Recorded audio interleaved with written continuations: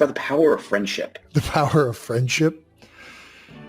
Don't do this. Yeah. All right. We're trying Let's not try and make like a thematic this huge isn't thing out of the Bloodsport. brotherhood of Bloodsport. Okay. Yeah. This is Bloodsport. We will give everyone time to watch this movie. So That's right. we'll drop our review later this month. In the meantime, tomorrow we are going to dip back into the Heights hotline and answer some more of your burning relationship questions. I don't know if That's we're right, ladies qualified. and gentlemen. You make sure that you hit us with the best questions you got, because we are miracle makers when it comes to relationship advice.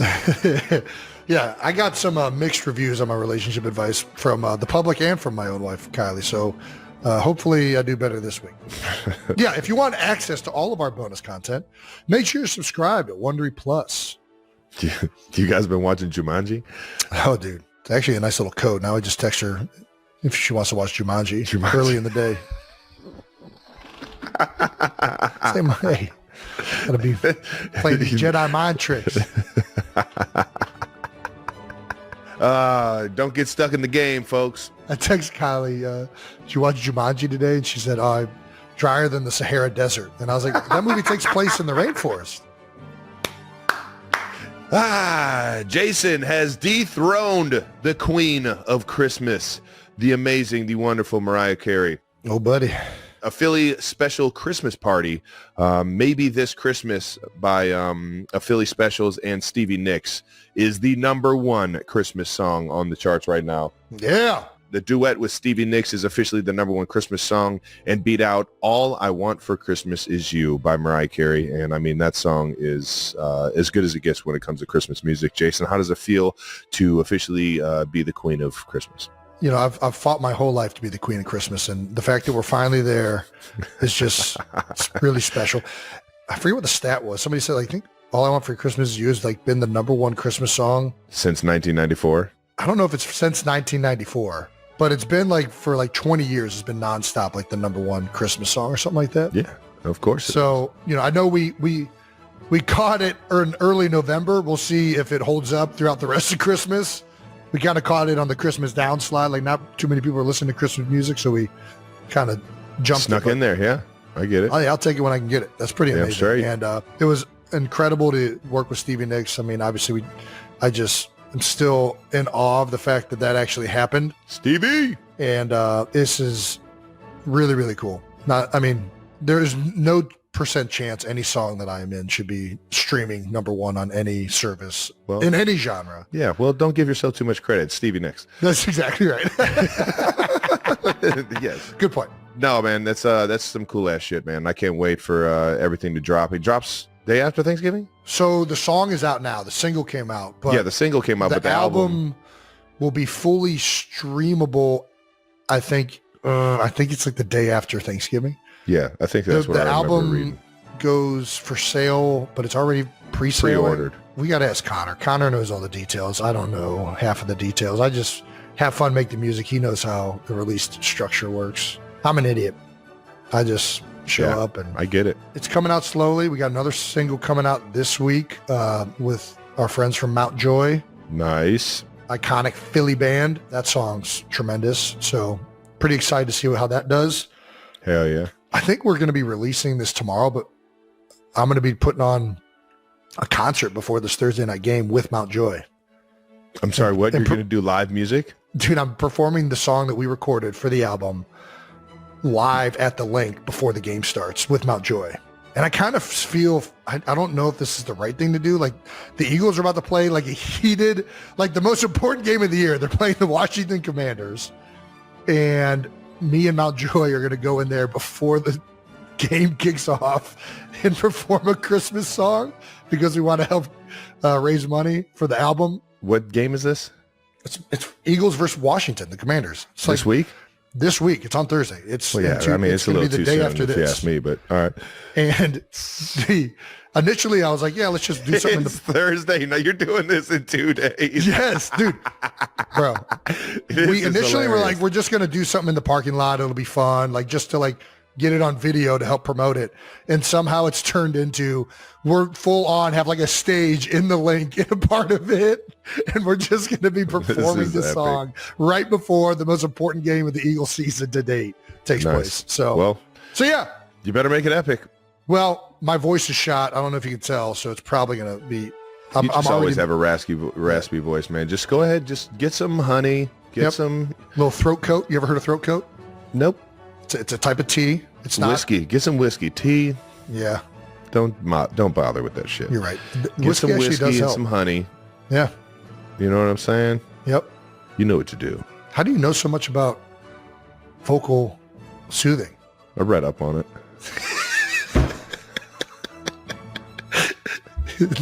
Big reader.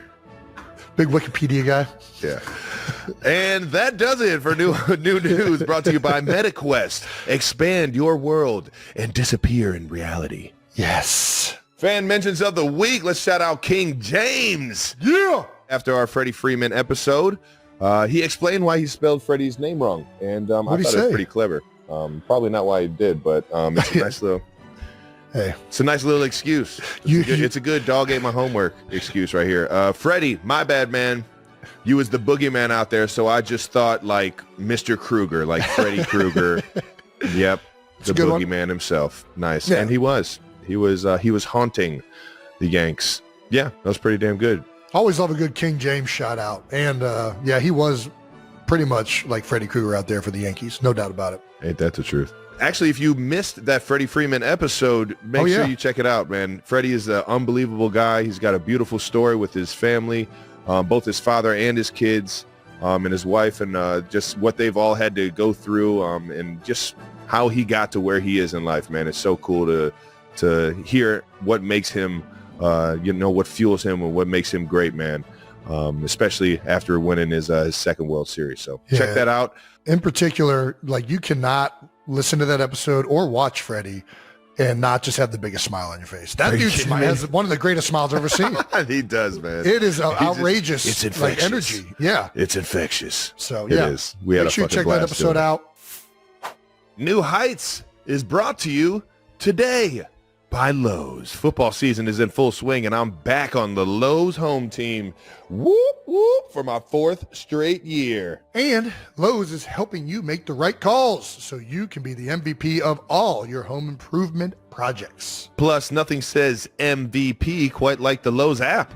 You can make game time decisions in store or online with the click of a button. That's right. And you can order online by 2 p.m. when time isn't on your side to get it same day. Download the app, explore primetime features, and add to cart with confidence. Now you have more time to do what you love, like grilling burgers at the tailgate or perfecting your game day chili for the football party. Ooh, kick off your next project with the Lowe's app and score today. Lowe's is an official partner of the NFL. Same day valid on eligible in-stock items in select zip codes only. Subject to driver availability. Fees vary based on purchase, exclusions, and more. Terms apply. See Lowe's.com/same day delivery for details. Trav, we've established that we both love the Whopper. We really do. Flame grilled, all the toppings you want, just your way.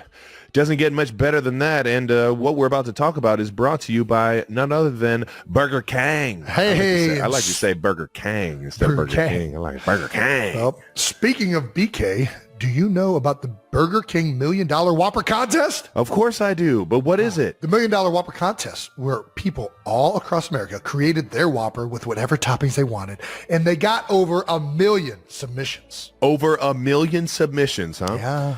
Mm-hmm. I know. But how are they narrowing it down, Jason? Can you tell me that? They whittled it down to a top 3, and BK is launching those flavors. That's right. They've got fried pickle ranch Whopper created by Fabian. Then we got the Mexican street corn Whopper from Kelce. And finally, there's the maple bourbon barbecue Whopper created by Calvin. I mean, those all sound really delicious. They really do. We know which one. Yep, they really do. But only one can be crowned the $1 Million Whopper. Jason, tell the people how they can get involved. If you want to get involved in figuring out which one of these should be crowned the $1 Million Whopper, just go to burgerking.com/MDW, standing for $1 Million Whopper, and crown your favorite today. You rule. You're seizing the day.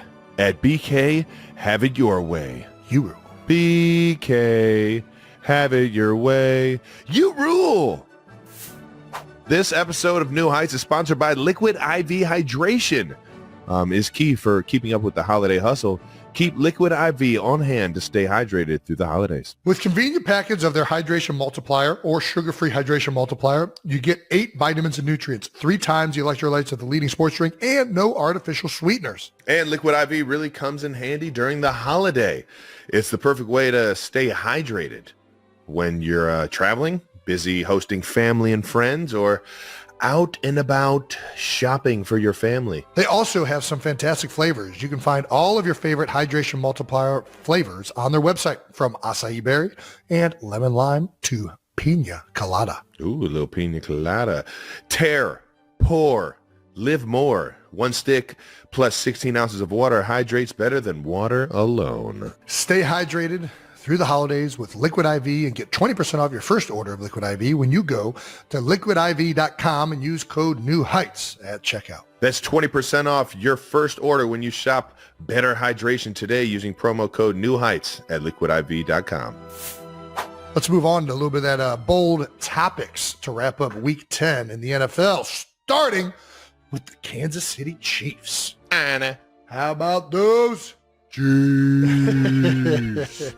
Chiefs 16, Broncos 14. Man, that was a crazy. I was watching this game actually at Big Dean's down in Venice Beach, which is a New York Giants bar, which was embarrassing for them right after losing to the Panthers. But the whole bar was absolutely losing it with this one. You guys trail the entire game up until the fourth quarter, which in typical fashion, you guys then take the lead. And it comes down to, I mean, what is this, a 35-yard? Yeah, 35-yard field goal kick. I mean, probably the most electric way to end a game. I used to think like Hail Mary or like a touchdown, walk-off touchdown. I don't think there's anything more electric than blocking a kick to win a game. The place just erupted. I don't think I had been a part of the stadium where it went fucking apeshit like that. Dude, I can only imagine. It got me to the point where my eyes, like the emotion and everything, my eyes started watering and I was like getting goosebumps. I'm like, this is insane. How we just got through here with a win. And we were talking, like right when it led up, the whole bar where we were at had pretty much, okay, well, the Chiefs just lost their first game. Like the Broncos did a great job. They did what you need to do to beat the Chiefs. Don't give the ball back to Pat Mahomes. Whatever you do not give it back. Milk the clock. They got it down to 1 second. Yeah. TJ, who was the bartender, was like, I don't know, man. They still got to make the kick. And I literally was like, you know what? There have been a lot of blocks this year. I swear to God. That's insane. To talk about it like that? I mean, I didn't think it was about to happen, but I was like, you know what? It could. I mean, I guess. Kareem was on the sidelines screaming it, we're about to block this punt. I'm just in my head. I'm just like, it's only 1 loss, Travis. You're like, it's not a It's punt, only Kareem. one. It's a I was field already goal. in my head. I was already. No, I mean, my bad. You blocked this kick. I know. My bad. He was saying he was going to block this kick, but I was in my head from not scoring a touchdown on the drive right before that and like forcing them to score a touchdown instead of kick a field goal for the I know win. exactly what player. You look like you just couldn't plays. quite get your footing to like jump. It was like awkward timing. It was that one. It was a great ball by Pat. I was fading, so I didn't have my feet under me to be able to just spring up. And 2 plays or 3 plays before that, I actually got a first down, but they went cover 0, and all I had to do was make one guy miss, and he wrapped my leg. Okay. He wrapped my shoes up, and That's the one you're more talking about? yeah. And Right, it's gotcha. just, I think I've put that much pressure on myself or that much accountability on myself to make that guy miss and be that like difference maker. I hear you. It's just, for whatever reason, it was a good tackle by 6, and I hate myself for it. I hate that, everybody's looking at Pat for, like, he overthrew me on that last play. It was a great ball. I just didn't have my feet under me to go up and get it. And the ball it's not even like it went over, like, the crossbars, like it was a very catchable ball. If I would, It was right on the. I think if you would have had footing, you definitely could have jumped up and got it. But 100%. you just didn't. Yeah. But either way, this is why you have teammates. This is it. And I was in the tank, and these guys fucking, yet again, when I do something stupid or I fuck up, my guys are right there to pick me up. And it was awesome to see a guy like Leo Chanel be the difference maker. That's what I was about to say. We talk about teammates. Man. Like the way you talk about him and the way it feels like all the Kansas City Chiefs talk about this guy, like he is the ultimate teammate. He does Dude, so he's many the things. best. You guys will put him at fullback. He plays D-line. He plays linebacker. He does all these things for the Chiefs. And on top Whatever of that, you he need, blocks baby. kicks to win games. Ain't that the truth? Let's talk about this a little bit. Let's rewind this, Brandon, if we can. Get it back to the start here. So 54 is that position is called tight end on field goal. And I'm just letting you know this right now, people. It is the worst position. It is arguably the hardest position on any special teams unit. This guy is being taught to stab the guy that is in the gap inside of him. Yep. Stab the guy that is in the gap outside of him, inside of him and outside of him. And then on top of that, take a fucking guy right down the center. An NFL player. An and NFL you're not player. even allowed to touch him with your hands. You're just here and they tell you to die slow. That is literally the coaching on it is like, we listen, know you're gonna get your ass kicked. Gonna get your ass beat. All right. We put our toughest guy in there. We just need you to be stout for 2 seconds or however long it takes for them to snap the ball and kick it. Like, we just need you to have that like 2-second like strain to finish. And that's why they say die slow, because you typically end up on your ass every fucking time. Every time they put this kind of rush where there's 3 guys over top of you, you are going, 3 people pushing on you, you're going to fall. Just don't fall too fast, essentially. Yeah. And he fell lickety split. I'm not going to lie. This was, I don't even, like, look at where his butt is. You got to get your butt up a little bit more than that. You know, well, we need more flat back. We need more flat exactly. back. We're not worried about our head being down or anything. You got to get a job done. But yeah, we got to bring Newton's law into this thing and start breaking out the protractor. We used to say this guy used to be, we used to say he's the most unselfish player on the team. Before, when there was a kickoff return and a wedge unit. Oh yeah, wedge unit and this guy. But now that there's no more wedge unit, this guy takes the cake. You're gonna get killed. He gets the award. Yeah. And what's unique about this too is, like, I don't know if we still do this, to be honest with you, because I haven't been in the field goal meetings in a while, but typically the field side tight end is a bigger body guy that dies slower, because the way the kick has to go on the right hash, it's going to go to the left. So teams will usually put their bigger, better tight end to the field. A lot of times they won't play sides. It looked like Chicago just played these guys on sides. They didn't really like swap them. Like I know Jordan Mailata, when he used to do this, we used to put Jordan Mailata to the field. When Bo Allen used to do this, he was really good at it. We would put him to the field because we knew that the rush, if they were going to get there, had to come from that angle on a hash. Which also makes it very interesting. And I don't want to call anybody out. I think it's already been noticed that 5-4 for Denver. I'm not sure of his name, but he was getting pointed out in the special teams like film that, hey, this guy isn't necessarily dying as slow as you would hope. Of course, yeah. You would hope that you fix that before you get put in a situation like this. And ironically, the play before this, they did a play. The quarterback did the offense did a play where they snap the ball and they run the ball over to the right hash and take a knee. Yeah, so they centered it. So now the kick has to go over the left side of the offensive line or the field goal block or the field goal unit. That's right where kind of the 5-4 is. And I mean, it's just, it matched up perfectly for us to really give us a like confidence that we could go and get it. But at the end of the day, everything goes down to making the play. And you see guys like Leo Chanel and George Karlaftis, who's right here shooting, what is that, the C gap as well, trying to get in there, mowing them down. And they're all going through that gap. Everyone's going right through that gap. You could tell it was an effort and something that Coach Tobe, one of the best special teams coordinators of the NFL's history, he had dialed in on that one to make sure our guys knew that was a weak point or something that we could take advantage of. And for those of you wondering why you would put the ball in the right hash, a lot of the times kickers actually don't want the ball in the middle of the field. They prefer having an angle on the kick, and they'll ask the kicker, hey, do you want this on the right hash or the left hash? When they have enough time like this in a crucial moment, they're going to try and make it as easy or put it in a position where the kicker has as much confidence as possible. So they put it on the right hash. Yeah. Unknowingly making it more vulnerable to being blocked because of where the pressure was coming the majority of the game. And I don't want to listen, I'm going to give Alex all the credit in the world. That position sucks. It's the worst. It is so man. hard. It's the worst. It is not. Like, it's so easy for us to say, why isn't he leaning forward? Well, the problem is once you start leaning, then they start jetting the other gaps. Like it's a position that is really hard to be right on. You have to have great balance. It was not executed well for him, obviously, on that play. But part of it's also just like, he didn't get his foot down, which would have helped him. But what an amazing effort and just outstanding play from Karlaftis and from Leo Chanel. And was that Chris Jones who was also in on that on the Mike inside? Pennell, Maybe Mike Pennell. So Jack Cochran getting in there. Everybody was in that thing. Yeah, it was an insane effort on a play that's like, at that point you can't help but think a little bit like, God dang, man, this is damn near game's over almost. Like, I told you I was in the fucking tank. Yeah, especially on the sideline when you can't make a difference. You're like, come on, guys, please. Somebody please make a play.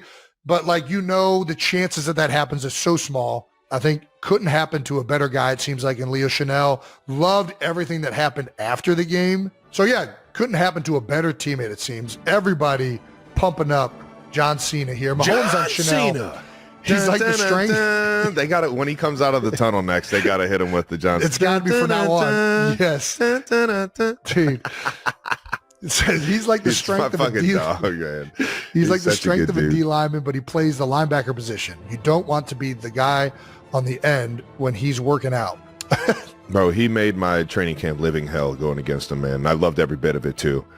He's just such a good teammate, accountable every single day, and you just love to see a guy have success like that, knowing how much he works, man. Yeah, what did he do to make it I don't know, hard for you? He's like long arms. He gets his hands on you in terms of reroutes. Spags was playing some defensive stuff that he knew we were going to play some good tight ends this year, so he wanted to have some packages in to kind of slow down the tight end off the ball, and Leo was the guy that fucking just making my day hell the third day in practice and just fucking standing in front of me and just making sure that I don't get into my route. Can't get right into your route, throw the timing off. And then on top of that, blocking him is it's one of the hardest things because his arms are so long and he plays with such good leverage, man. Yeah, he's got good ankle flexion. Yeah. It's always a bummer. All right, Mike Pennell also said, Leo, before the play, he said that he was going to do it. So we all had faith in each other. He was unwavering faith in his ability. So we're all behind him. We call him the Beast. He is the Beast. Mahomes calls him John Cena. Everybody else calls him the Beast. This guy's got some great nicknames. Dude, do you know his nickname from college? What's his nickname from college? Death Row. Death Row? Death Row. Death Row Records? Why is he Death Row? Dude, watch how he plays. You'll get it. All right. This, my favorite clip ever, though. What? When he got drafted, they asked Leo Chanel, "What are you going to bring to Kansas City?" Okay. And he looked at that reporter. Violence and physicality. Wow.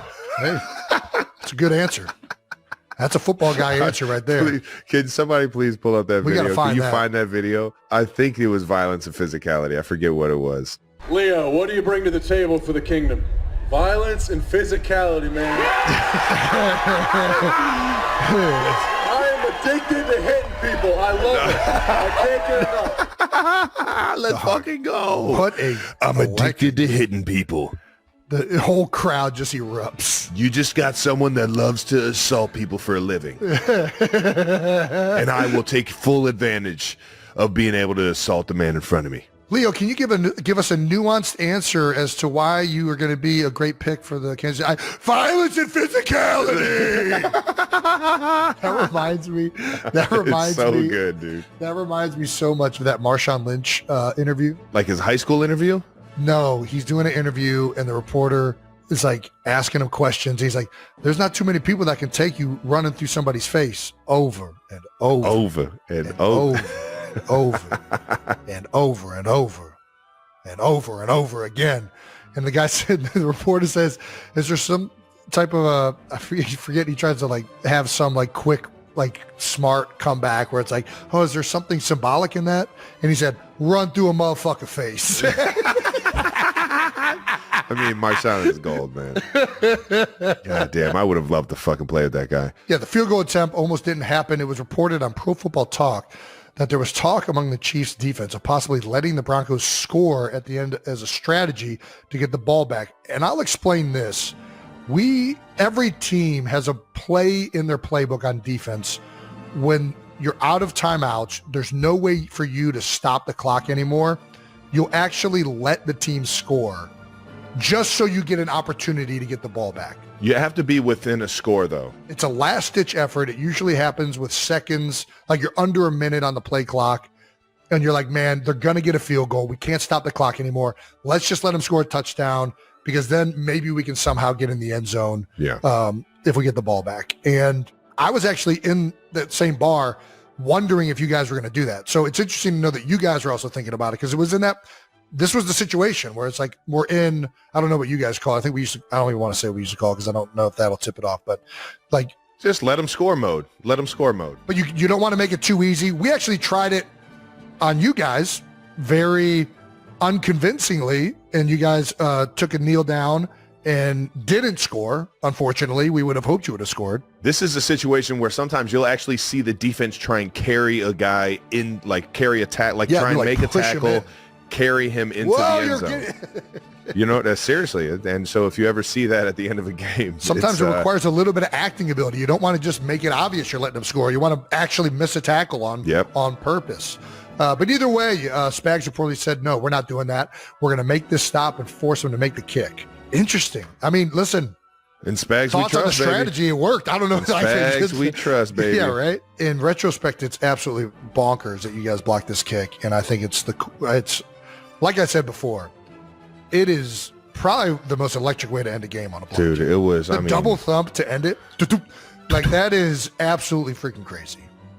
Especially from 35 yards out. It's one thing if it's from fucking deep, man. Exactly. Like this is like I don't know what it was. It was 92%. It was a build-up. It's probably a 92% chance that the field goal's going in. I might even be higher than that. The fact that it was kind of building up from like the 2 minute, because we used just about all our timeouts. I think we had one left, but we used all our timeouts, tried to set it up so that we would have time left, and they get the big first down on the third down play. That gets them into field goal range. And now they keep just like slowly taking off the clock. So it's like building up. It's like, fuck, how do we let them get to this point, man? Now it's like the chances are slim. And then do-do. And the fucking top just fucking pops off, and just the entire stadium just goes nuts. It was insane, man. Yeah, I can only imagine. You don't have too many regular season games that get the stadium rocking like that, man. For sure. But little Chiefs Broncos always gets it going. Well, another thing that got it rocking on social media after the game, the Chanel jersey incident. My God, Leo, man. This was pretty cool. Once Coach Reed finished his post-game remarks, he let Chanel break down the team's final huddle, a first-time moment for him in his career. A few minutes later, Leo's definitely broke down the huddle. I don't know who's writing this. I don't know, but I'm just going to read it because I don't know anything. So a few minutes later, before his post-game shower, Chanel asked Kelce for something he's wanted since his rookie season. Just before Chanel left the locker room, Kelce, still shirtless, gave his teammate the memento he wanted, his red game-worn 87 jersey with his signature and a short message to Chanel written in black Sharpie on the white number 7. And Chanel said, "I've been waiting for the right time," smiling. I felt I earned it. That's good. My God. That's pretty awesome, man.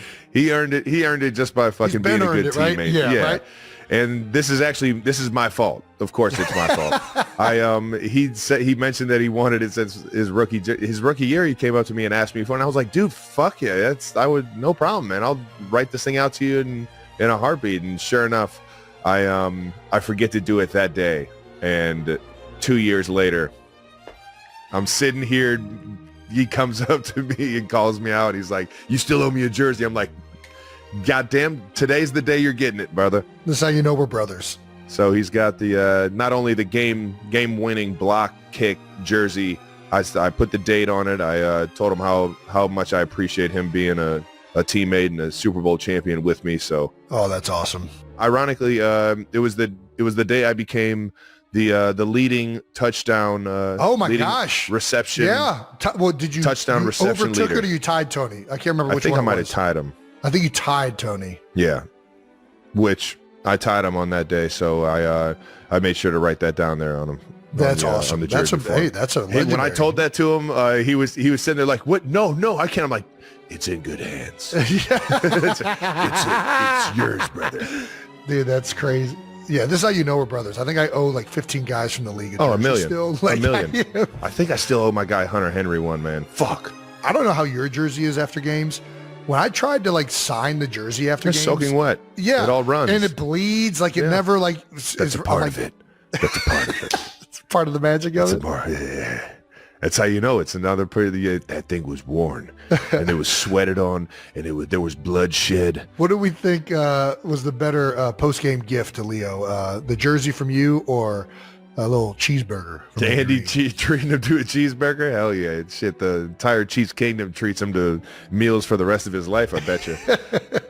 I would say the cheeseburger from Andy Reid is an all-time great gift. So I do want to say we're pumping up the end of this game, and Leo, I do got to give the Broncos credit. I mean, they play. Are you fantastic. fucking kidding me, man? Their defense and they've been is good, fucking sound. Their defense has been great all season long. They came off of a little bit of a rough one the week before, but they have been really their front good. Seven flies around. They do a great job of mixing up blitzes and just throwing guys at you left and right and playing fast. 5'5". Dude, their middle linebacker flies the fuck around. Yeah, 40. Their backers are super athletic, very in tuned, very well coached, good instincts. Vance Joseph has got those guys playing. I told him really afterwards, good. man, it's an honor going up against you, man, because I know it's one of the biggest challenges in the league, man. And who would have thought one of the best defenses in the league got a white corner? There's an outside corner. Yeah, 21 starter. Man. He hides it though. He wears long sleeves. He hides it. Andy, I think he wears like the turtleneck too. It's smart. He hides it. Yeah. Don't let him see the skin. He hides it. Don't let him see the skin. Which one's the white guy again? I can't tell. It's like camouflage. That's funny. Oh man. No man, seriously. And honestly, that kid, he can play. Everybody over there, their safeties. I got covered by a linebacker for a play. I mean, they throw different looks at you, and Coach Payton. Of course. Sean Payton's got those guys motivated and playing great ball on the offensive side too. Bo Nix, holy shit, that guy was fucking ripping it out there especially yesterday. in the first half. They playing got up to an some early. good fucking football, man. Well, the Broncos, we just talked about it. The Broncos did hold you guys to 3 of 4 field goals in the red zone. They were very stingy down there in particular, but they did let up one. And that was to the Big Yeti himself. We talked about it a second ago, where you tied Tony Gonzalez for the most touchdowns in Chiefs franchise history. Let's see this clip. And this was a 4th down, like ballsy kind of. It was early in the game. What was it 3-14? I think it was second quarter. Yeah. What is this route called? It's called to just get the fuck open and get your eyes around because you're wide ass open. This is the one time the Broncos got a little botched up. We had guys crossing, going left and right, a guy going vertical, and sometimes that just softens up the defense enough to, if the guy underneath just gets his eyes back, it's a touchdown. It's interesting to me is like, so you guys are in this bunch formation, and a lot of times you'll see teams throw these like quick screens and do like these like little follows into the end zone with the guy. But you guys do this, it's almost like a delayed follow where like they go out, they run their crossers, and you kind of act like you're going out and then come right back where you just were. Does that make sense at all? I don't know. No, I mean, you're right.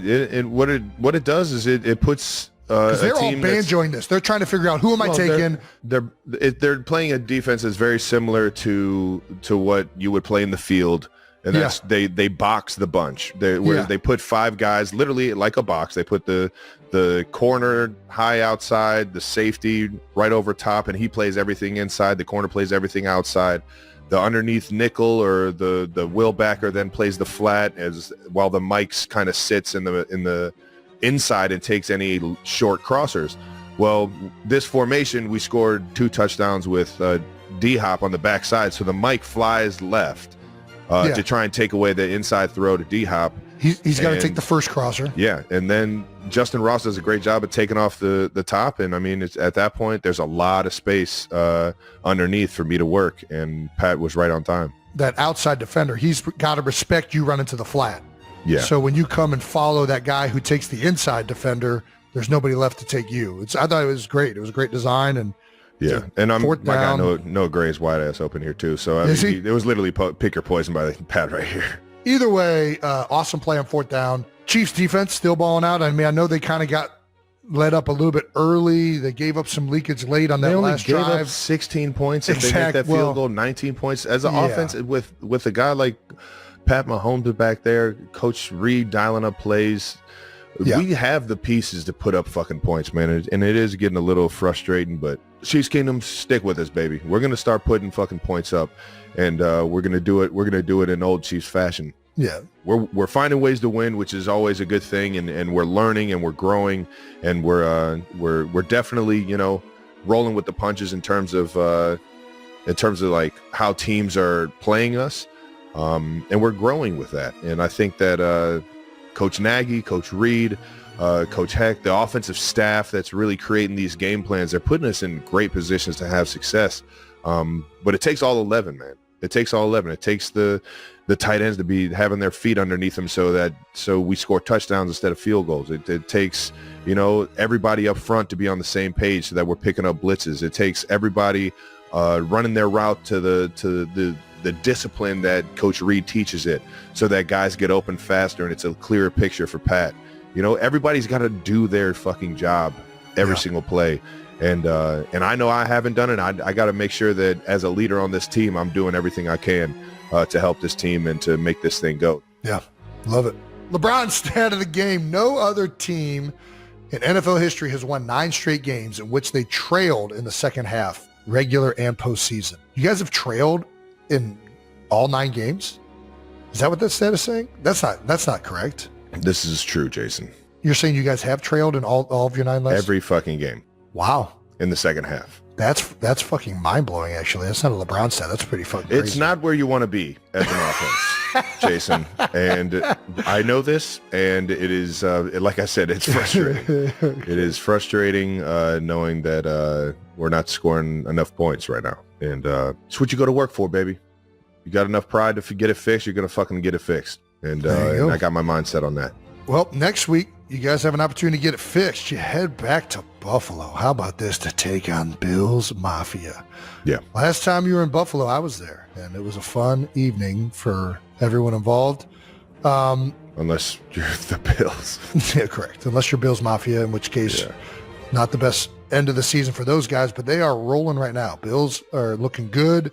Josh Allen. He is playing fucking lights out right now. He's got his best touchdown to interception ratio in his whole career. Joe Brady is really taking the offense to another level. It feels like. I think Josh is taking it up another level too. Himself. Man. I think he's doing an unbelievable job of taking care of the ball, mixing in when he's gonna fucking be the bulldozer that he is, and then mixing up when he wants to run around guys. He's playing great football, and you know, when you get a juggernaut like him on the offensive side, you gotta fucking put up points, man. So now more than ever are we gonna need to fucking score touchdowns. Yes. And I'm gonna be locked in this week to try and make sure I'm accountable for my guys. Oh, can't wait to watch this one. I will not be shirtless this time around. I'll be watching this one from some comfortable area, but nice. All right, now 92%ers, we're back for another week with our sponsor, MetaQuest. That's right, MetaQuest. We're halfway through the NFL season, and you can feel like you're a part of the action by playing the VR football game NFL Pro Era on MetaQuest 3. NFL Pro Era is a VR football game that doesn't just let you take control of your favorite players, but actually gives you their view from inside the helmet. Plus, you get the chance to step under center as the quarterback of your favorite team, for the Chiefs, maybe even the Eagles.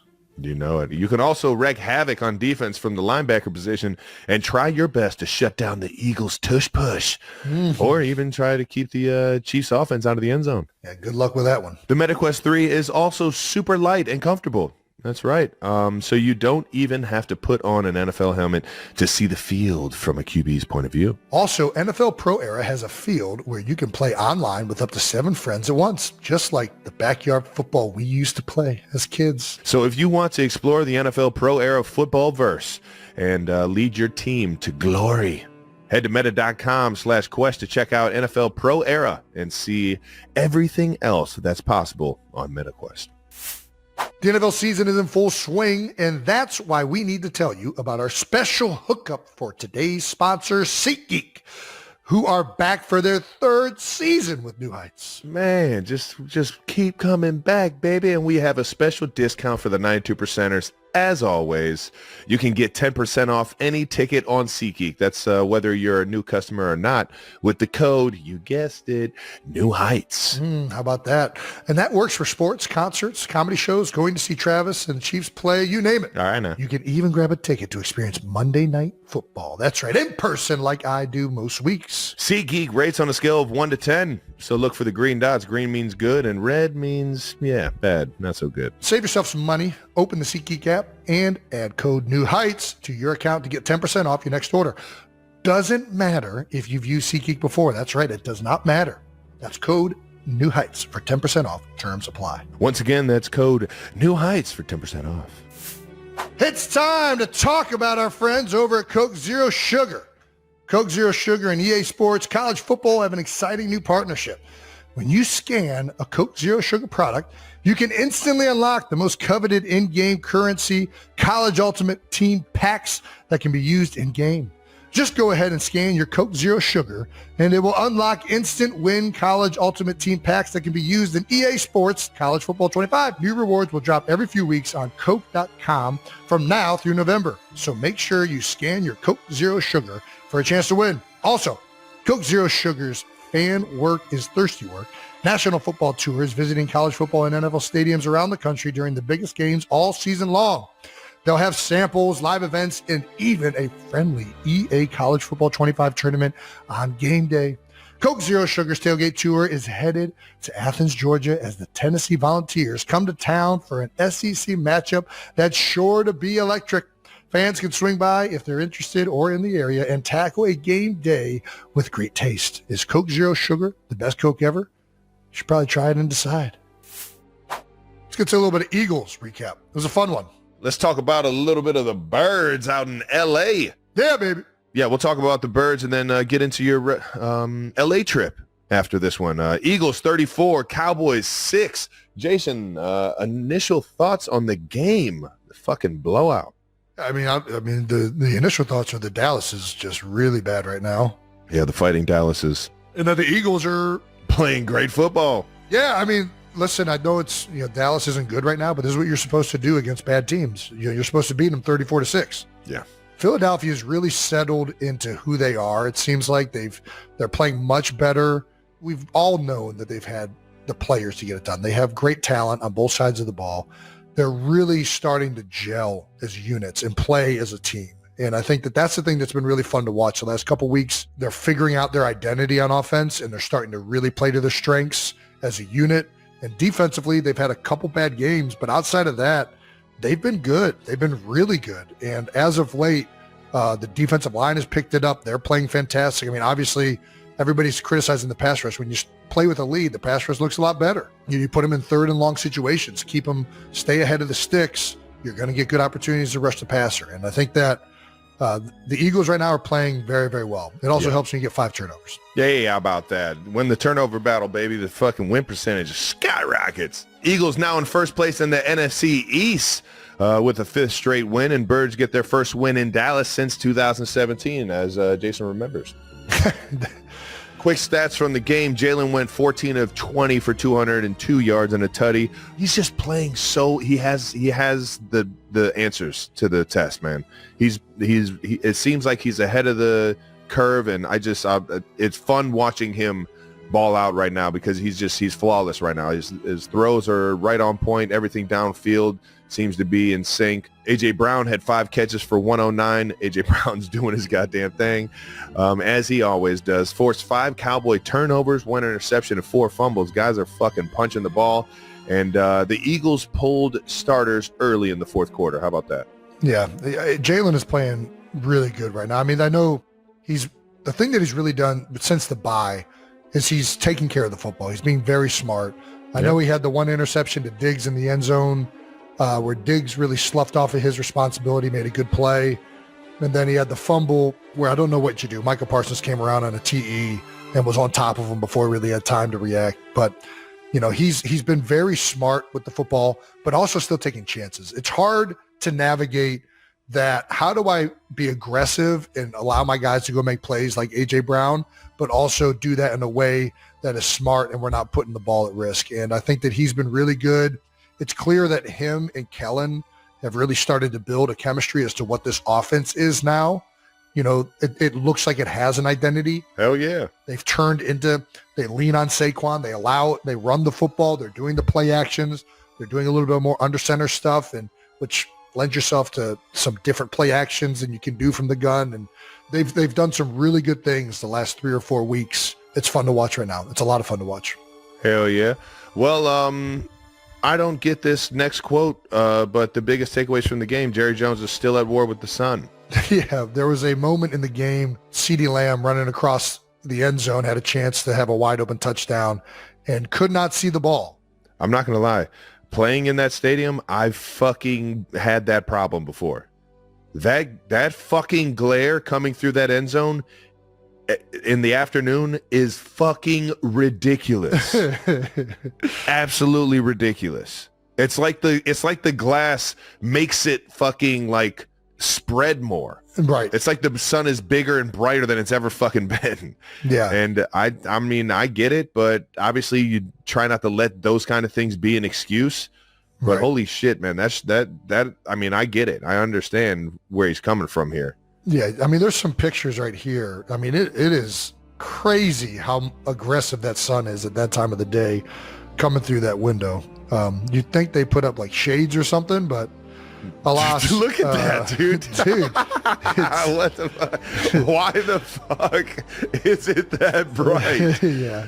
Oh, man. You know, and the funny thing is, I think I saw somewhere, and I don't know if this is true or not, but I saw it on the internet, so I'm going to assume it's true, like everybody else does. Of course. I think they actually have shades because they do like concerts in there, and singers have like said that it bothers them. So they have shades. Yeah, no. They can, like, it's an option that they could legitimately just put the shades down and Might they have just to don't ask. do it.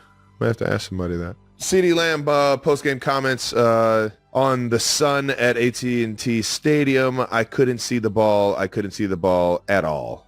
The sun. Yeah. All right. Nice. Is he in favor of curtains? Probably. Yes. 1,000% he is. Did you talk to Jerry Jones about that, Lamb? I mean, y'all doing my job right now. All right. Nice. He'll hear it. He'll hear it. I think Jerry's going to get it. There might be shades next game. Yeah. See. I mean, knowing that, maybe in the fourth quarter, you make the other team in an afternoon game have to deal with that. You know what I mean? Have to look into the sun. So Jerry Jones was asked about the possibility of putting up curtains to block out the sun at AT&T Stadium. He said, well, let's tear the damn stadium down and build another one. Are you kidding me? I'm saying the world knows where the sun is. You get to know that almost a year in advance. Someone asked me about the sun. What about the sun? Where's the moon? I need to hear this What quote the to fuck understand is what the Jerry fuck he talking just about? said. Hey, He man, says, listen. Are you I kidding? hear him. I The hear him on world You Know Where the Sun knows- Is, dude. The world knows where the sun is. Yeah, and so do architects. Yeah. And people that build stadiums. And usually you try to avoid the fact that the sun might be directly in your receiver's eyes. Dude, whatever it is. You have, I mean, at Arrowhead, there is a time. Is there a recording of this? There I want to there hear how has to Jerry be. says this. I can't repeat this and There say is it with the right inflection. There is 100% a time at Arrowhead Stadium where it's an afternoon game, and typically it has to be a noon game.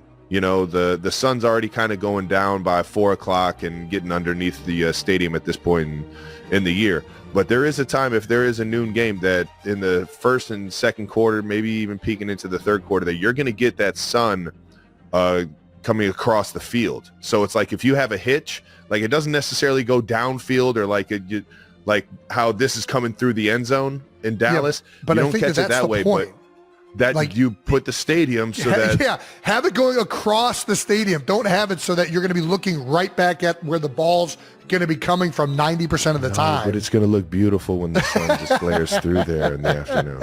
And it does look beautiful. I do love playing in Cowboy Stadium when that's happening. It makes it feel It really is cool. until you miss a have to catch a touchdown. football. Knowing that, I mean, we got to fucking block that thing out. I mean, have we played outfield before? I guess in Jerry's defense, you would think the Cowboys would know this is an issue and they could use it to their advantage, but I don't know. Yeah. Where's the moon? Where's the moon? The old moon got in the way, Coach. Said no one ever. Is there going to be like a solar eclipse one night and like Jerry's going to... I don't know. I think that this is one of those like Jerryisms where you got to hear him saying it for it to make sense. Well, Jerry doubled down on his son theory Tuesday, saying AT&T Stadium was built as an indoor stadium with an outdoor feel. Okay. Mm-hmm. Yep. People appreciate that kind of stuff. They do. I do like an I don't indoor-outdoor want stadium. to adjust the stadium for one reason. It's an advantage for us. Okay. The stadium has been an advantage for the Cowboys. The team knows where the sun is during the game, and it won't change. He's got a point. The Cowboys have been very good at home. We had that stat up earlier. The Eagles haven't beaten them since 2017, and I think it's pretty apparent the Eagles have had better teams than the Cowboys, and we have struggled down there. It's a difficult place to play for a multiplicity of factors. I've never noticed the sun as much, but I'm also not catching that many balls, so maybe there's something there. I don't know. I do. That's my thing. It's like if you know where the sun's at, I mean, you can kind of like try and avoid that, I guess, or like maybe you wear like a tinted visor. I don't know. LeBron's stat of the game, Jalen Hurts is the third player in NFL history with 75 passing touchdowns and 50 rushing touchdowns. So, yeah, that's bad. the LeBron stat. Not bad. That's both equally as impressive as it is pointless. So, because nobody cares about being the third player. Everyone wants to be the one player. As we know, the Cowboys are struggling right now. They're in a free fall. I'll actually be in Dallas Monday night, and I'll get to see this sun moon stuff firsthand and be able to offer my perspective potentially afterwards. Ooh, yeah, let's see if Jason can catch an over route in the sun. That's a good idea. That's a great idea. Dude. Let's see it. It's not a it's You'll a night have to do this game, before so I'll have to do it before. Yeah. And I think Ryan and Swag usually go on NFL Live a couple, like 3 hours before the game, so that it should be right around that time. Yeah. Let's Maybe I can go in there and try and catch a crosser. pre-record it. Let's pre-record it. Let's pick out the exact time that this play happened and see if Jason can run full speed and catch a pass right. I'm going to come back the in next week with a broken nose. I know it. Ball's going to crush me. You're going to right. be like Marsha Brady. Yeah. Next week, the Eagles are taking on the Commanders on Thursday Night Football. That's right. We got a good one, baby. A little divisional game, probably the biggest game in the division. Those two teams are playing very fucking well. This is huge. Last time both teams had records more than one game above 500 entering the game was November 26, 2000. Wow, how about that? 2000. Damn. Been a while. Who was on those 2000 teams? 2000 would have been Donovan. I don't know who would have been on Washington. I mean, Clinton Portis, maybe. That's a while ago. Brad Johnson? Wow. How about that? Trick shot Brad? He's all over the internet doing trick shots. Shout out to Brad Johnson, man. Heck yeah. All right, let's keep this thing moving and get out of the house because Jason was loose as a goose over there on the West Coast, baby. Alrighty, out of the house. Be on Prime. This is the problem. Your guys' division is getting better. So previously, most of your guys' primetime games are outside of the division.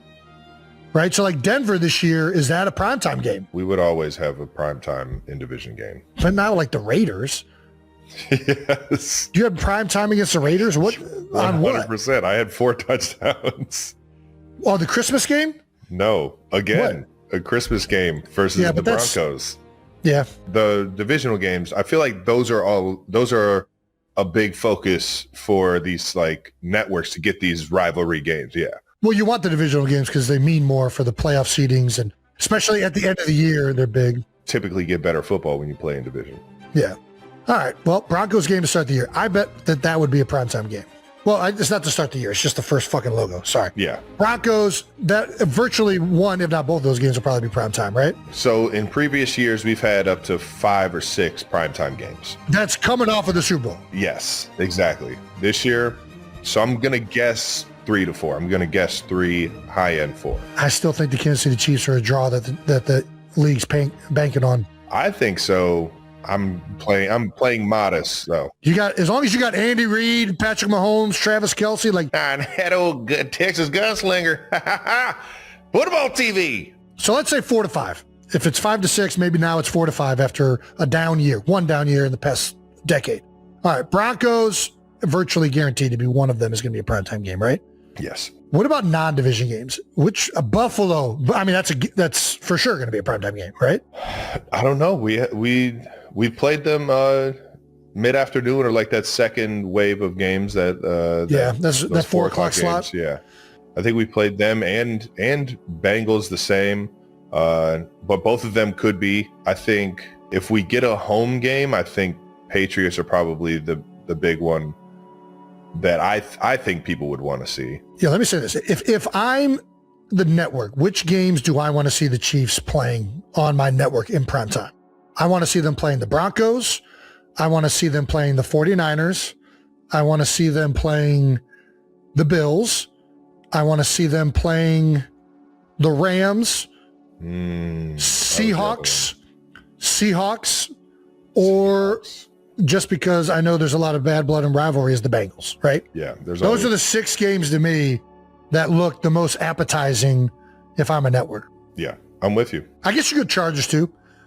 Chargers were really good last year. Tackles got hurt. They're going to be, they lost Jesse Minter. We'll see how they do defensively. With the tackles healthy, Justin Herbert in there, they're going to be really good. Harbaugh still at the helm. Is that a good list? 100%. I think I left out the Patriots. I don't know why. I mean, I know they went to the Super Bowl. That's still a big one. Yeah, it is. 100%. So is San Fran at home. I think that's going to be a big one as well. The only reason I think I left them off is because like the other teams all have you guys really don't have a lot of, well, I guess you do from back when Tom was there. Like recency, there hasn't been like a lot of bad blood between the Chiefs and Patriots. Yeah. It's whereas just with the 49ers, obviously you guys just played the Super Bowl not too long ago. I think it's not as much on field, but there's still that back and forth with the organizations and the fan history. Bases. Yeah, I think fair enough. There's a little bit of that. All right. If I was a betting man, I'd say a Chargers home game. I'll go San Fran at home, and then Mile High, Denver. 2 away games. That's what I was going to say. Denver away, and I'll say Chargers away. Oh no, Chargers. Seahawks away. Do you already know that those are the? Oh, okay. It's already got him home and away. I didn't even notice that. Good job, Travis. Yeah, that's where I'm going with it. All right. Shout out to the Eagles Autism Foundation Challenge. They raised over $16 million this year. That's right. Holy smokes. It's every year. It just keeps getting bigger and bigger. Shout out to Jeffrey Lurie, the executive director, Ryan Hammond, close family friend, but also Ryan's been killing it. Every single year, it keeps getting better and better. Jeffrey Lurie has put a lot of resources into this, and so far they've raised over $56 million over the last 8 years. Sheesh. Absolutely wild. Man. Yes. So it's been highly successful. And on top of that, it's especially this event is just an awesome event for the community, right? Everybody comes out. Everybody together. You're exercising, you're talking, you're shaking hands. I mean, it's a very just fun day, especially when the rain holds off, which it did, thankfully. Nice. And I biked 10 miles again, Trav. Did a little 10-mile bike ride. Oh, no yeah. Way. No chance. Did it in right around 42 minutes, which I'm pretty happy with. 42 minutes? Listen, that's not bad pace. That's a decent pace. What's that? I don't want to do the numbers. 4 but point, how fast you divided by 10. How do you? Oh, how fast are you going? Yeah, like how on average, how fast do you think you're going? Well, you're going 4.2, or you're going, so 10 miles. Uh-huh. You're going 4.2. I'm trying to divide it by 10. This is not working. You're not doing it the right way. I'm not doing it the right way? No, you got to take how long it is and then divide it by. We're going 10 miles in 42 minutes. That's which what I'm means, saying. I don't want to do however long a mile is times 10. I don't want to, and then divide it by. Well, you're going a mile for every 4.2 minutes. Every 4.2. Yeah, every 4.2 minutes. So you're going 1 mile every 4.2 minutes. That's it. So you extrapolate that to 4.2, 60. There's 60 divided by right around. I mean, let's just call it. You're basically 60 divided by 4.2. You're almost going 25 miles an hour. You're going a little bit over 20. No chance. There is no chance. That's not right. That's not right. You know how right. fast you would have to be fucking pedaling? I'm doing the That's math. like you need to be in fucking Tour de France. Let me do 4.2 with 60. I did 4.2 with 100. That was why I was up. 4.2 divided. So 4 divided by 60 is what? 4 divided by 60 is 15. Right? So you're going, and then 5 divided by 60 is, that's where I'm getting the 0.2 from. No, that's not That's it. like 12. So you're going like 6. I was going like 16 point something miles an hour. No chance. What do you mean? That's what the math, that's something like that. I'll give you maybe 12 miles per hour average. Well, I wouldn't have finished with that time if that was the case. Exactly. Oh, you have a discrepancy on the time finished. Yes. I mean, I know for a fact it's 42 minutes. Seems a little far-fetched, dog. I think they gave some of the contestants little chips in their bags. Maybe I had a chip in my bag. Maybe it's a little faulty chip. Also, we bullied R. Mason Thomas into switching his number. Don't fucking do that to R. Mason. No, we're not doing this. But we didn't bully anybody. So he just happened to change his number the same week that we put out a video saying that 34 shouldn't be worn by somebody of his position. I'm pretty sure nobody saw that. I beg to differ. There's a social media clip of it that would beg to differ. How many people saw that social clip, Brandon? Nobody. Jake? Somebody? R. Mason didn't. Well, I mean, it's very coincidental that he switched it to 51 right after we talked about it. You don't know how fast he switched it. I do. No, you don't. No, you don't. You're just assuming. There was a practice where he was 34 and then another practice where he was 51. Well, that was the rookie camp. Yeah, okay. So he's 34 at the rookie camp. Then he became 51 after that. When has he been in the building to have 51? You haven't even seen him in 51. Yeah, I have. I've seen him in a jersey in 51. Where? In a video that they said that was going viral. Can we get some assistance here from people in the rundown? Jesus Christ. I'm trying to get Jake. I don't have the answer. I don't do social. How dare you? I mean, we straight up just didn't make a social clip of that. He just blatantly lied. Brandon and I are like messaging, like, what the fuck is he talking about? It's in the full episode, and a bunch of people were shitting on us for not remembering 34. They were more mad about the Walter Payton thing. Yes, but that was all in the full episode. I did not. He never scored a touchdown in the Super Bowl. What do you want me to say? Get him. Jesus Bo Christ. Jackson? Get him. Come on, don't do this to Walter. All right, 51 though. Where's the evidence that he switched to 51? Jake, get back in here. Where is the evidence? I haven't seen any of this. I've seen this. I think the Chiefs posted like updated rookie numbers, and they had That's him what it at was. 51. And that was it. All right. So, But it's like a graphic, so and none of those are official, technically. then why are we doing this? Because a bunch of people on the internet are claiming that we bullied him into changing his number. And I think it's accurate. I think there is an accurateness to this statement. No. No? No. Right. There's only one way. Our Mason, we got to get you on the show so you can tell Jason that he didn't get bullied into wearing a different number.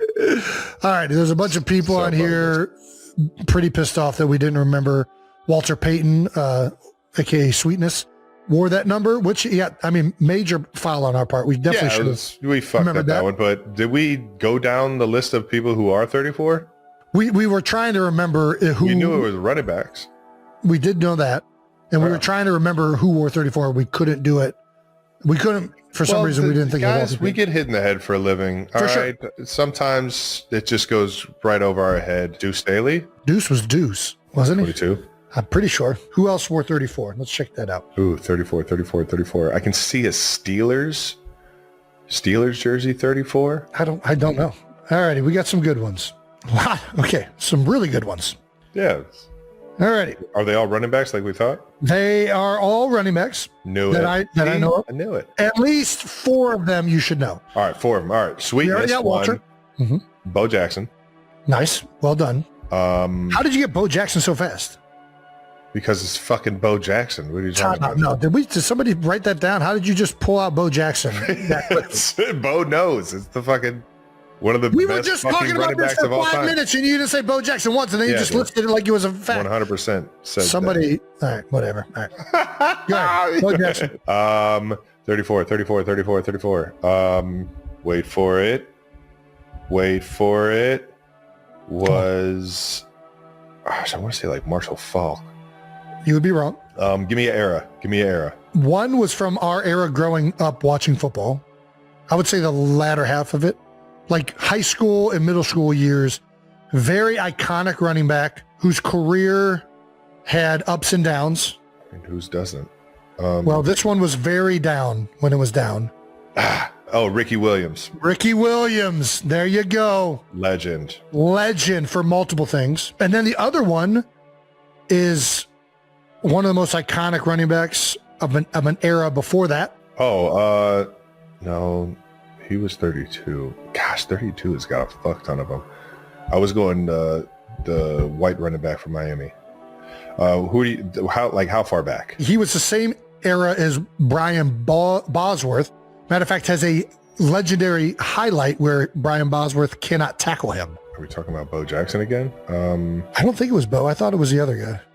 He's from the same era, basically, of Bo, I think. This is so fun. I love this trivia stuff.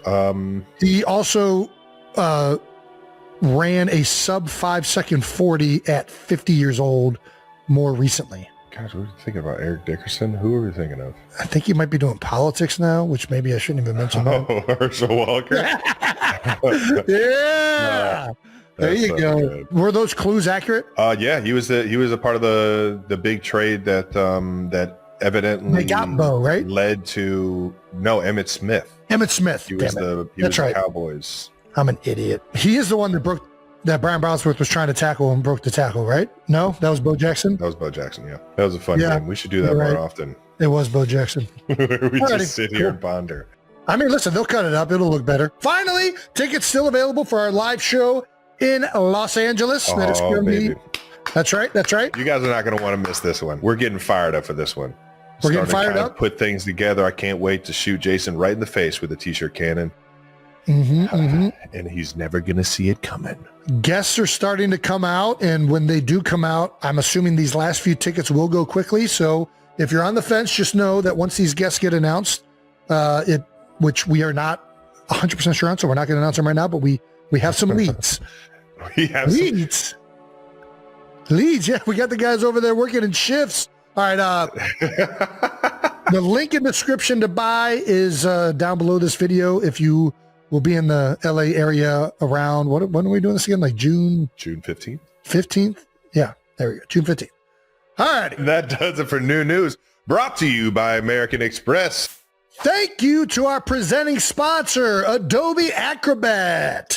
Acrobat just got a big upgrade. Now you can make a ton of changes to PDFs in seconds by simply chatting with Acrobat's AI assistant. You just put in a request like delete page 4 or add a signature and password, and AI assistant will walk you through the process. Quick, clean, and done in seconds. This means less guesswork and more time saved. No more hunting around for the right tools or searching for answers online. Just chat, sit back, and get your files updated in seconds. Adobe Acrobat with the new AI assistant helps you get way more done with your documents in way less time. See how productive you can be by learning more at adobe.com/acrobat. Thank you to our partner, American Express. All right, now, 92%ers, question for you. What's the #1 most stressful part of traveling? I mean, it's got to be the airport, right? Bingo. You could have it all planned out, then find yourself running through the terminal, coat half on, phone at 3%. It's chaos. But after years of constant travel, I've learned something very important, Travis. Ooh, here we go. Jason, hit him with that veteran wisdom. Rushing to your flight isn't the play. No, it's not. You got to find an escape inside the airport. That's where American Express Platinum Card comes in handy. Yes, because when you're a card member, you can step away from the chaos and into the comfort of a lounge. Ooh, who doesn't love a good lounge? I love a good lounge. With Amex Platinum, you can enjoy access to over 1,550 airport lounges through the largest global lounge network, as compared to other credit card companies as of July 2025. You walk in, it's calm, relax. Enjoy a top-notch meal, maybe. It's a destination before the destination, if you're catching what I'm saying. I'm catching what you're saying. That's right. It makes airports more enjoyable. That's the bottom line. And that's a veteran move. If you travel a lot, You know award-winning service when you see it. That's right. And it's true what they say. There's nothing like platinum. Terms apply. Learn more at americanexpress.com/withplatinum. Thank you to our partner, Sleep Number. What's something that, as you get older, becomes tougher on your body? Travel, housework, workouts? For me, it's recovery. Nice. Sleep Number knows that as you go through life, your body changes. Your sleep needs change too. It's time your mattress adjusts to you night after night. All Sleep Number mattresses have adjustable firmness. By changing the firmness on your side of the mattress, you get the support, the comfort, and the relief your body needs that day. Plus, Sleep Number tests and designs the products to last 25 years and provide comfort through different phases of life.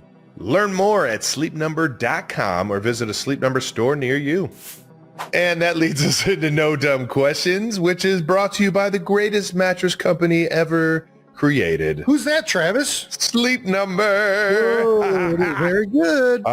Reminder, you can pre-order our No Dumb Questions book right now at Kelce Clubhouse. Nice. We have a few No Dumb Questions. One is from HLS Eifert. H.L. Seifert. What Pokemon character best represents the Eagles and the Chief? The Eagles and the Chiefs. I'm assuming that's what it means. Yeah, hashtag Bulbasaur. I think people just Bulbasaur. like saying Bulbasaur. I feel like Snorlax best represents myself. As for the Eagles, it's got to be a Pokemon with some attitude, a little bit of grit to it. What's a gritty Pokemon? What is a gritty Pokemon? Like Onix? I kind of want to look at some Pokemon because I haven't played Pokemon in a while. Definitely have to go with the original, like 151 or whatever. Charmander. Is that a chief? Is that what the chiefs are? I think Charmander would be like a Charizard. I think would be a chief for sure. Similar kind of colorway.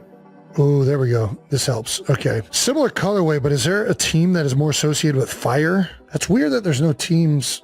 Like, you have the Flames in hockey, right? Mm-hmm. There's no like fire teams in the NFL, right? Am I blanking on one? I don't know. Would Zapdos be a good one? Ooh, electric. I mean, yeah, it's got to be a bird, right? So you got Zapdos, you got...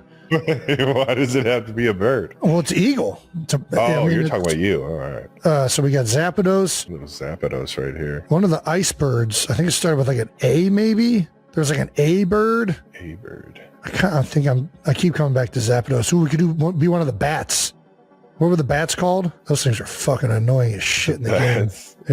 They kept fucking showing up. Nick Sirianni's famous flower speech. There's that one flying flower. I kind of feel. What's the haunted one? The ghost one that flies around. That's what I feel like. The birds. It's purple, not the right colorway, but kind of. It's got some menacingness to it. I got nothing in the cards I've already opened. You thinking of Ghastly? There's Ghastly. There's Gengar. Zubat, I believe, is the bat. Zubat. Articuno was the A bird you were trying to think of. Articuno. I'm going to go Zapdos. Zapdos? That's the bird? Yeah. Little Zappy. I think we're a Charizard, man. Charizard. Going full evolution. Patty Mahomes throwing fire. What is Travis Kelce? I think we already went through this. I'm like the mime. Oh, yeah. We've already done that bit. All right. If you had to live in one Disney movie forever, which would you choose and why? Okay, Kristen 04. Man, one Disney movie? Could live in it forever. Damn, that's a good fucking question. How do you just one? Heavyweights? You just want to live at the heavyweights camp forever? Just Camp Hope? Get on that blob? Man. Does look fun. Patch that thing back up. Come on now. Have you ever been on a blob? Never, man. I've been fucking dreaming about being on a blob since Heavyweights came out in the 90s.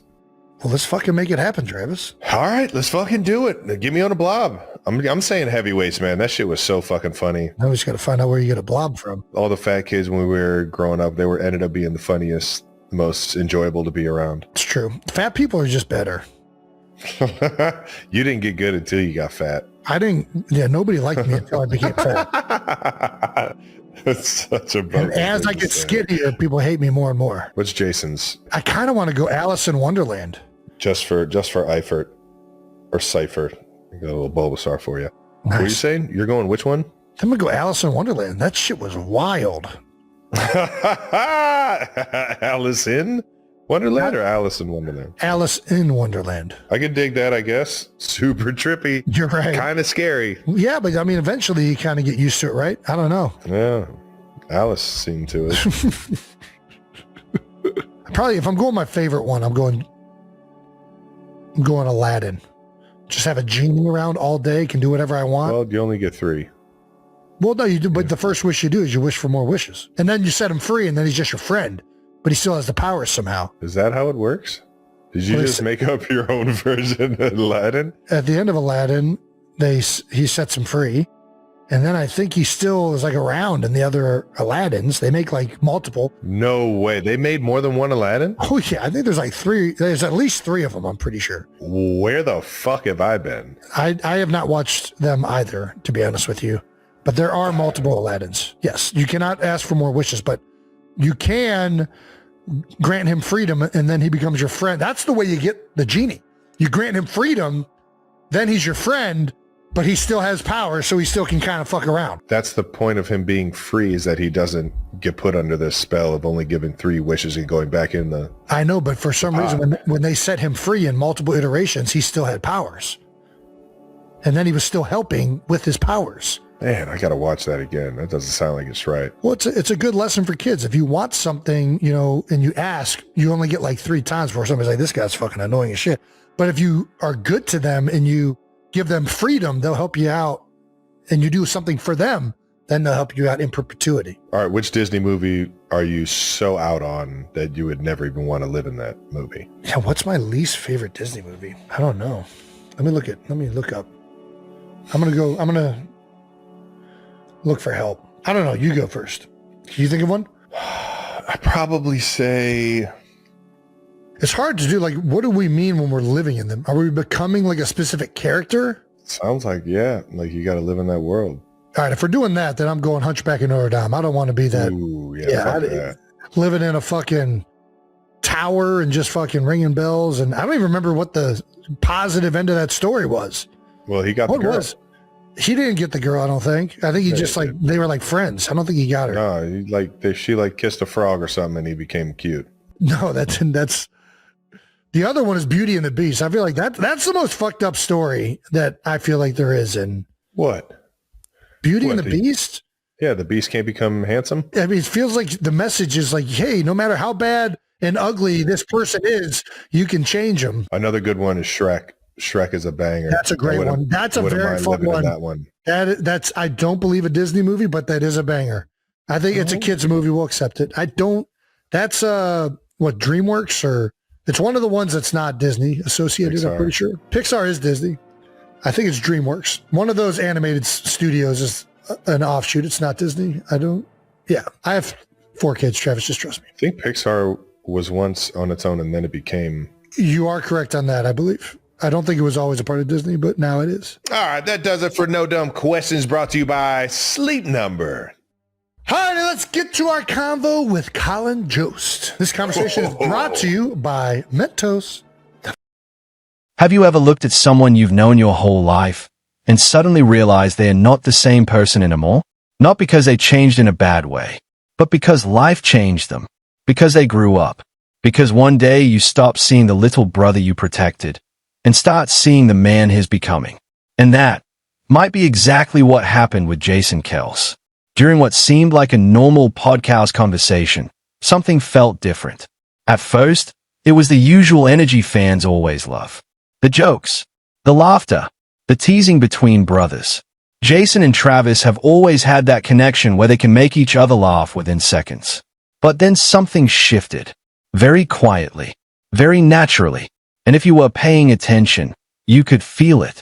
Travis Kelce started speaking from a different place. Not as the superstar, not as the athlete, not as the guy standing in front of cameras, just as Travis. And sometimes the most powerful moments happen when people stop performing and start speaking from the heart. Because for a few moments, it felt like Travis wasn't talking about fame. He wasn't talking about football. He wasn't talking about championships. He was talking about something bigger. Life. The future. The kind of future that changes everything. Now let's be clear. There's no official confirmation regarding Travis Kelce and Taylor Swift expecting a child. But what people connected with was the emotion of the conversation itself. Because suddenly Travis sounded like someone thinking beyond today. And Jason noticed immediately. Of course he did. Because brothers notice things nobody else sees. They notice small changes in your voice. Small pauses. Small emotions you try to hide. Jason has known Travis longer than anyone. Before the NFL, before fame, before headlines, before the world knew his name. Jason remembers a different Travis. The loud younger brother. The kid always joking around. The guy who never stopped talking.